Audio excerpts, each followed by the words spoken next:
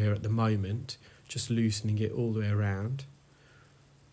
You can see that the wax plug to the left has got quite a few hairs, and I don't think these hairs are protruding out of the ear canal wall. They look like trimmed hairs, and I did notice the patient, it was the tragus, so the triangular piece of cartilage just outside the entrance of the ear, where we, as men, and I can vouch for that, typically have loads of hairs. I could tell on this patient they had been trimmed, and it's likely that once they were trimmed, they were loose and they flew into the ear canal and it's matted against the wax.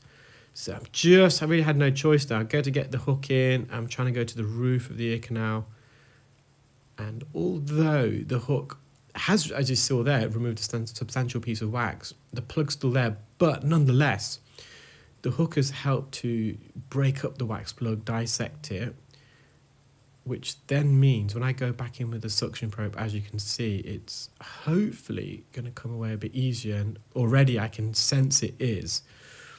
So sometimes an ear hook, although we would like it to extract the plug, you can sometimes use it in conjunction with other instruments like microsuction just to break the wax plug up.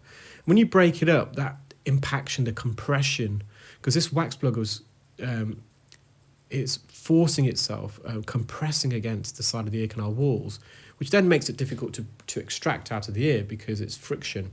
So when you slice it into the hook, you're breaking down that compression. There's less pressure against the canal walls, less friction, less adherence, less interference, which then means you can bring the wax plug out.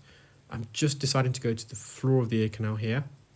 At that point where the patient did find it slightly uncomfortable, you may have seen the patient twitch slightly, so I decided to not focus on that particular part there for a moment, and instead I've gone back to the back part of the ear canal. You can see that coating of skin, and it's just releasing itself.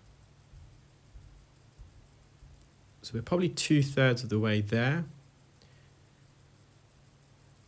And I've just gone to the roof of the ear canal. I'm going to just slowly bring this down. I'm just tucking it slowly. So we almost kind of rocked and rolled this plug out of the ear, this last final plug that was deep in the ear. The eardrum's visible. They have got some residual wax around the edge. Is it a necessity to remove? No. There is some at the floor, which I am going to try and remove because this is probably a bit more than I would like. It's a thicker layer, but it was stuck. It's almost had a caramel consistency, so it was stuck to the floor of the ear canal. And this is a very sensitive region of the ear. And if you just look to the right, you can see the patient's ear canal slightly swollen there because of the impaction. It's slightly bulging to the right and also slightly to the left, either side. There's very small amounts of inflammation, edema, swelling. It's a bit red, so that's where the wax plug was compressed. I've just put some olive oil, medical grade spray in the ear just to soften this last bit of wax.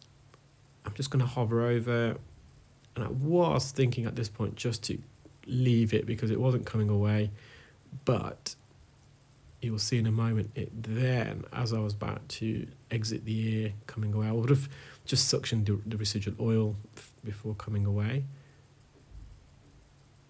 And it will be in a moment. There we are.